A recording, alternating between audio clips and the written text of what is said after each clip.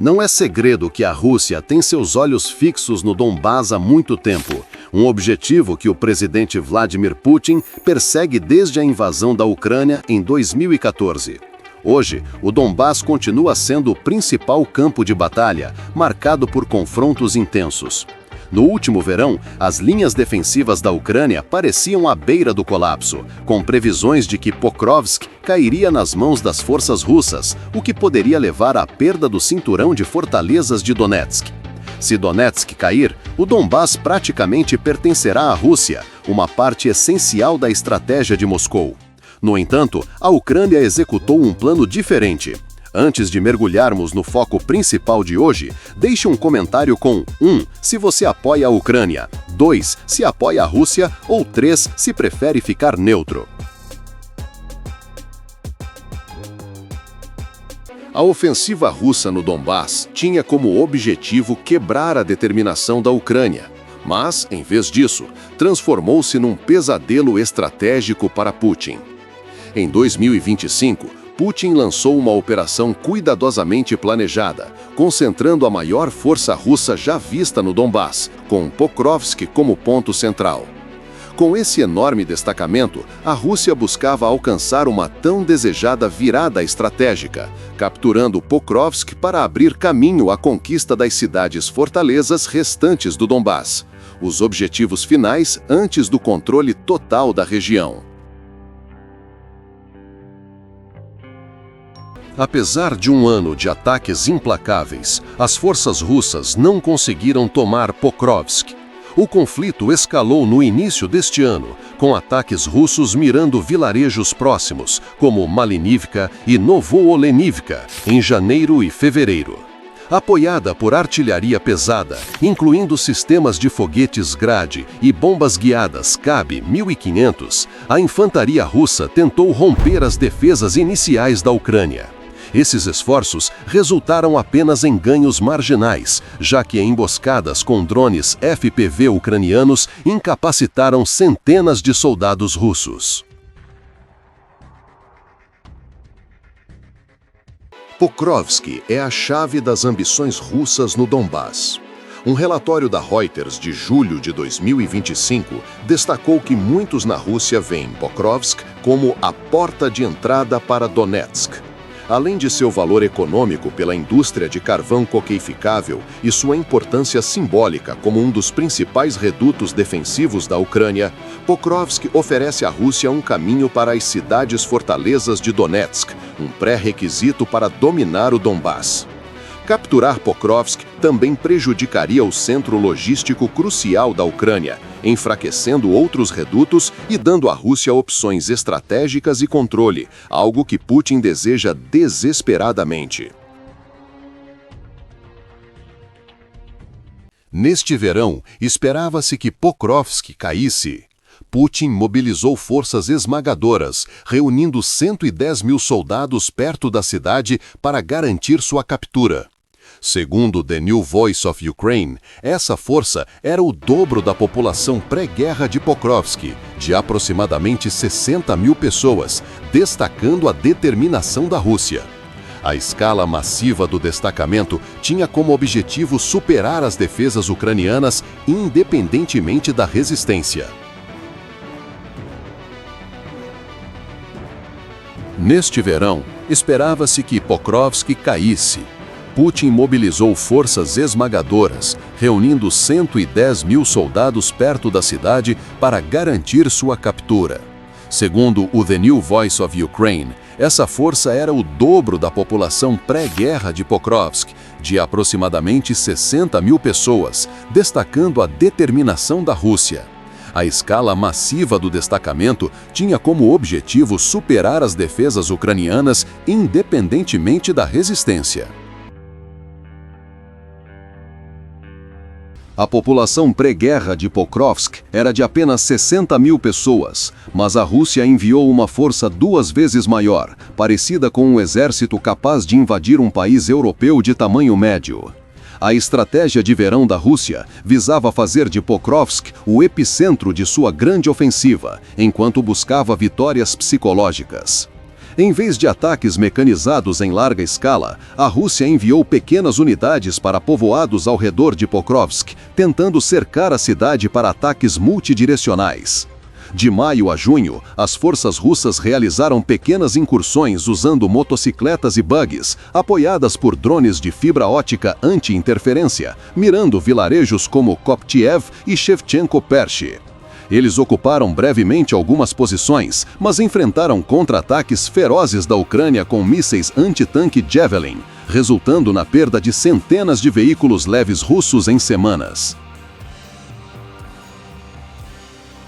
A Rússia também tentou documentar suas tropas pisando em novos territórios, plantando bandeiras e tirando fotos, independentemente dos recuos ucranianos posteriores, para alimentar a propaganda. Com uma força capaz de desafiar um país europeu pequeno a médio, Putin acreditava que a Rússia poderia avançar além de Pokrovsk para atacar o cinturão de fortalezas de Donetsk. Segundo o Instituto para o Estudo da Guerra, esse cinturão se estende por aproximadamente 50 quilômetros a oeste de Donetsk, abrangendo Pokrovsk e conectando Sloviansk ao norte a Konstantinovka, cerca de 50 quilômetros ao sul. A Rússia planejava tomar Pokrovsk até o final de agosto, depois desmantelar o cinturão de fortalezas à medida que as defesas ucranianas enfraqueciam, assumindo o controle total do Donbass. Em julho, a Rússia intensificou os ataques no Nordeste, capturando partes de Rodinsk e se aproximando da rodovia Dobropilha-Kramatorsk com grupos de reconhecimento e sabotagem. Esses esforços foram interrompidos por ataques aéreos de drones ucranianos, causando pesadas perdas às unidades de vanguarda russas, com até 400 mortos diários no início de agosto.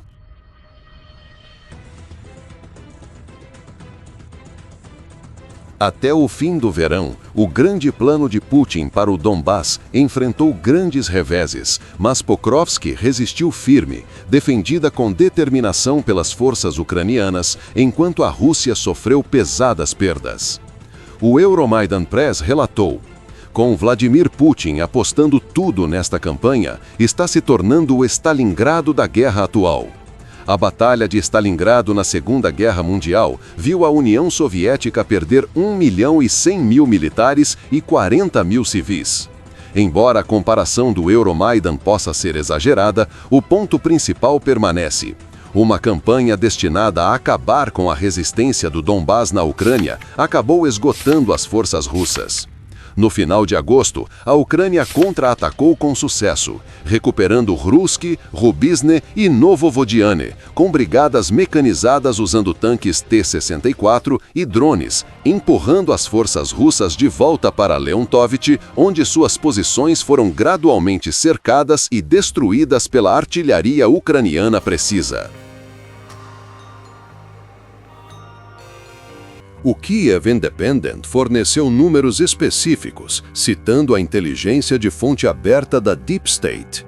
De junho a agosto, a Rússia capturou cerca de 1.550 quilômetros quadrados, um ganho impressionante em comparação com os 658 quilômetros tomados no Donbass no mesmo período de 2024.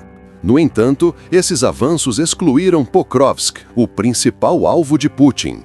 Pior ainda, esses ganhos vieram a um custo altíssimo.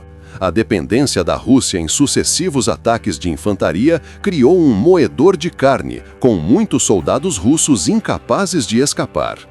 Esses ataques ocorreram sob fogo combinado, com a Rússia usando mísseis Iskander-M, com um alcance de 500 quilômetros para apoio, mas a Ucrânia respondeu com sistemas HIMARS e munições guiadas, interrompendo as linhas de suprimento russas e destruindo pontos de preparação durante julho e agosto.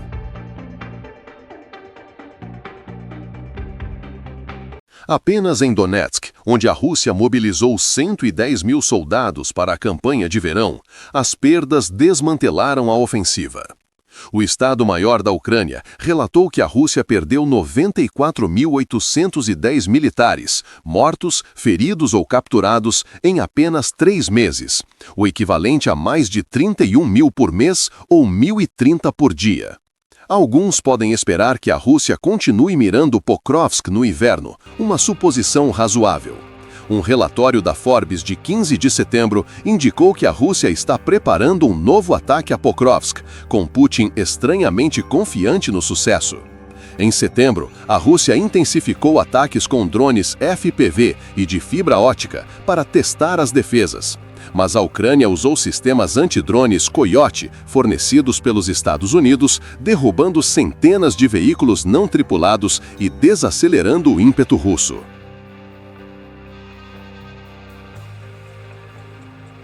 Durante uma reunião em agosto com o presidente dos Estados Unidos, Donald Trump, Putin teria afirmado que a Rússia tomaria o Donbass em 2 a 3 meses, no máximo 4.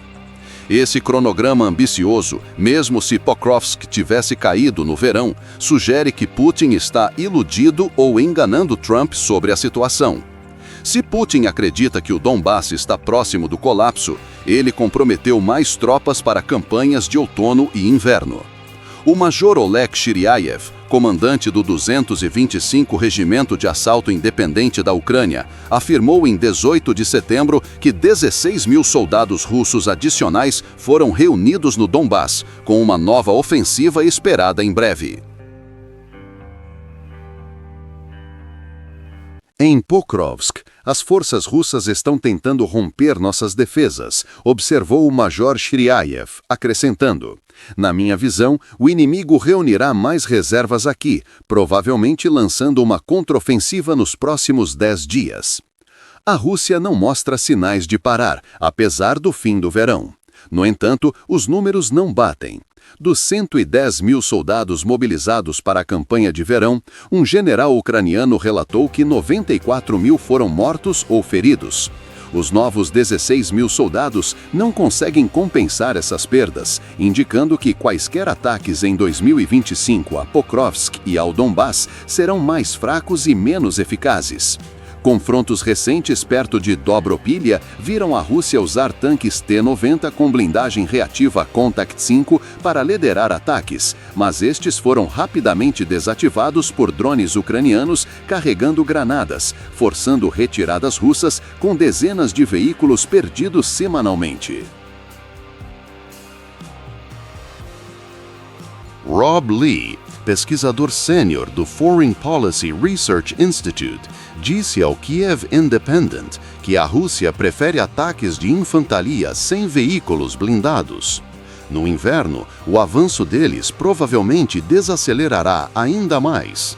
A frase "ataques de infantaria sem blindagem" sugere diplomaticamente que a Rússia está tentando tomar o Donbass sem apoio de tanques ou veículos blindados, reforçando a probabilidade de que os ataques de inverno a Pokrovsk falhem. Pokrovsk tornou-se uma armadilha mortal para a Rússia, transformando-se no pior pesadelo de Putin, um atoleiro do qual ele não consegue escapar enquanto continua pressionando pelo Donbass. Apesar das perdas horríveis, Putin persiste em enviar tropas para Pokrovsk, sabendo que enfrentam destruição pelas defesas ucranianas. O Donbass tem uma importância estratégica, simbólica e econômica imensa para Putin. Estrategicamente, Donetsk abriga o cinturão de fortalezas da Ucrânia. Rompê-lo garantiria o Donbass. Isso é viável, já que a Rússia controla quase todo o Luhansk, a outra metade do Donbass. Se o Donbass cair e o cinturão de fortalezas for quebrado, a Rússia poderia avançar pelo centro da Ucrânia mais rápido do que em qualquer momento desde as primeiras semanas da invasão.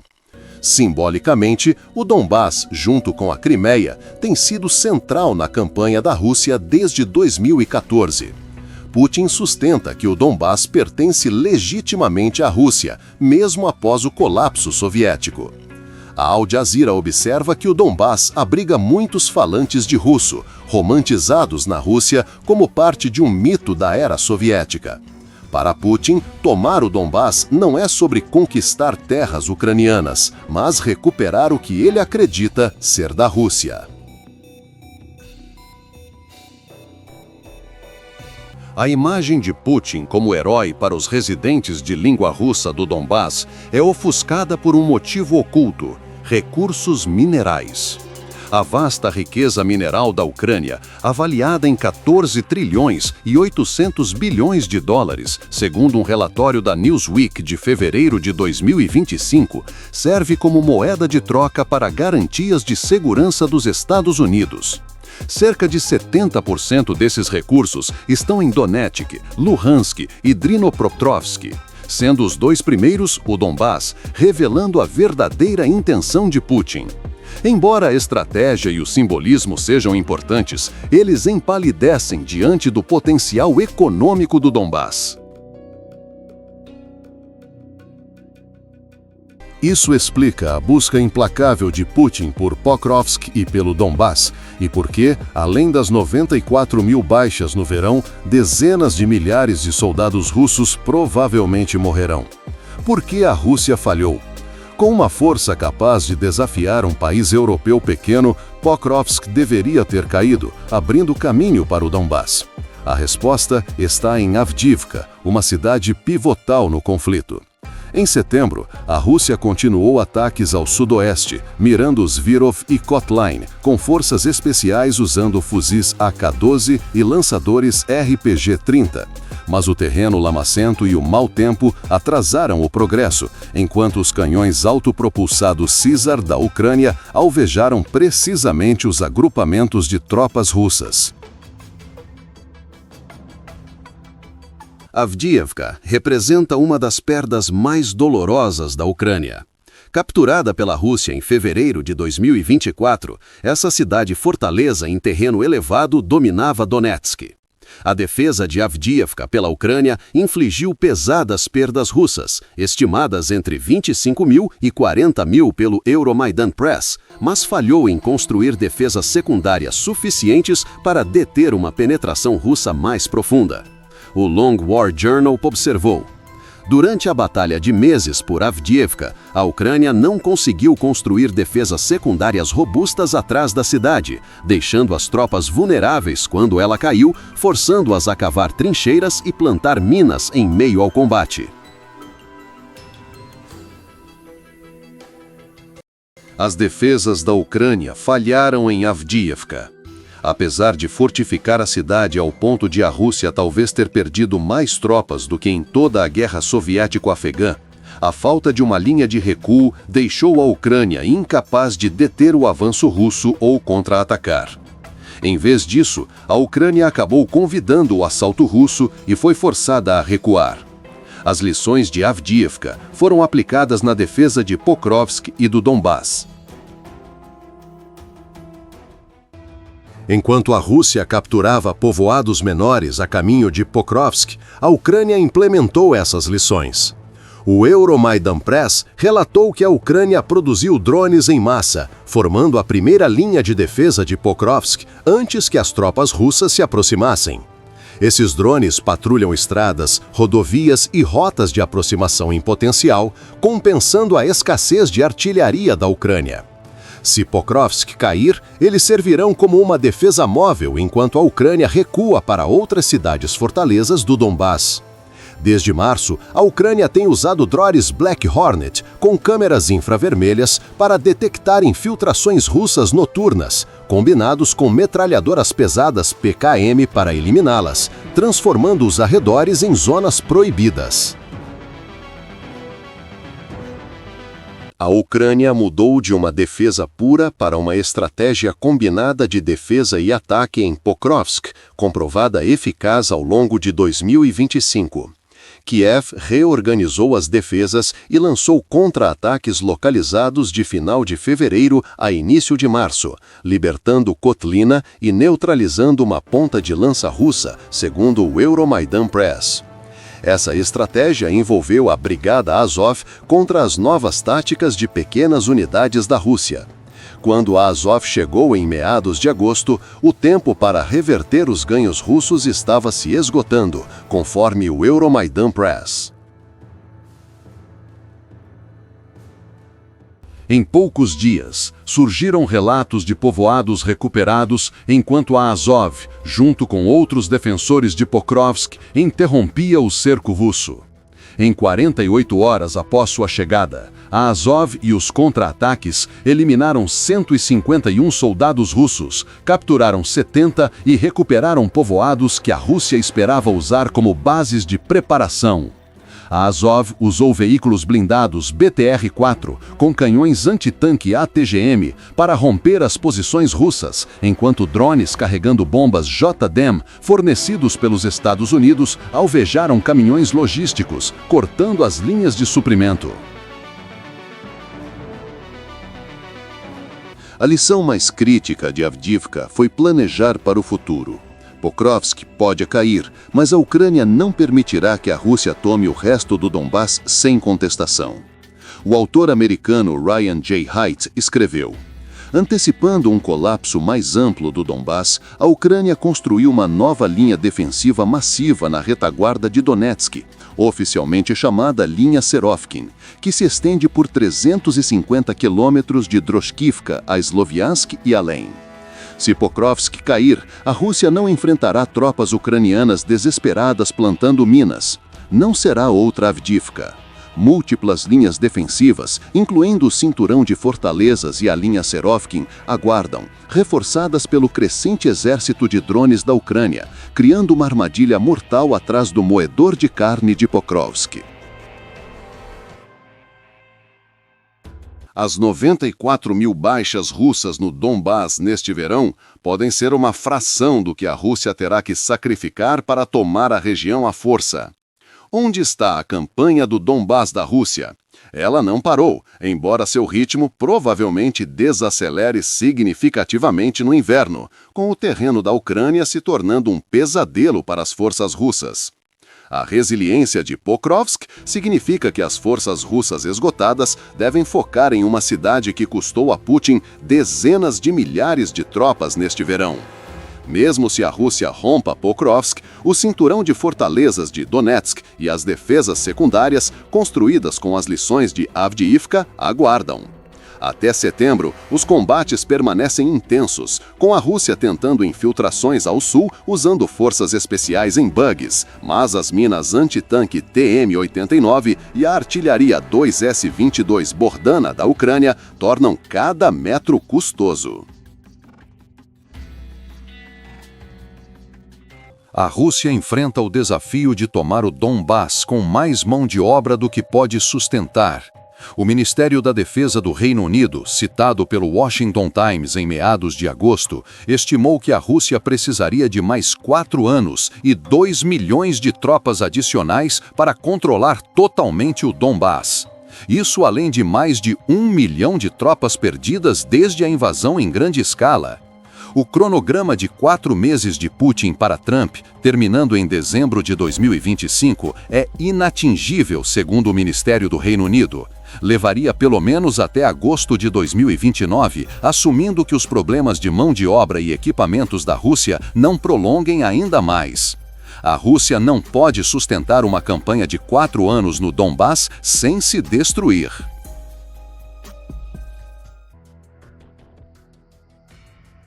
Por que Putin fez da rendição do Donbass pela Ucrânia uma demanda principal nas negociações de paz? Ele sabe que a Rússia não pode tomá-lo sem perdas catastróficas. Putin busca o Donbass por meio da diplomacia, já que a força falhou.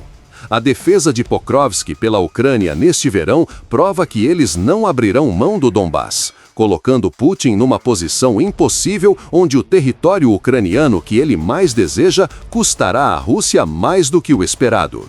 Ironicamente, a Rússia reivindica alguma vitória em Pokrovsk, onde chegou perto do sucesso neste verão. Mas essa vitória fugaz, como toda a campanha do Donbass, tornou-se o pesadelo de Putin.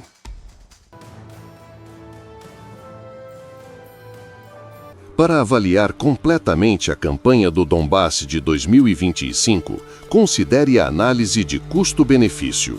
Para a Rússia, quase 300 mil baixas, mortos e feridos, equivalem a cerca de 150 bilhões de dólares em custos de pessoal, treinamento e salários, mais 50 bilhões em perdas de equipamentos, com mais de 1.000 tanques e veículos blindados destruídos por drones e mísseis antitanque, totalizando mais de 200 bilhões de dólares por apenas 1.550 quilômetros quadrados conquistados. A Ucrânia, com cerca de 100 mil baixas, incorreu em 50 bilhões de dólares em custos de pessoal e 20 bilhões em perdas de equipamentos, auxiliada pelo apoio ocidental, totalizando 70 bilhões de dólares. Ainda assim, a Ucrânia manteve sua principal linha defensiva, reteve o controle do Donbás e evitou um colapso estratégico, alcançando uma eficiência de investimento 3 vezes maior que a da Rússia. Comente 1 para a Ucrânia, 2 para a Rússia ou 3 para neutro.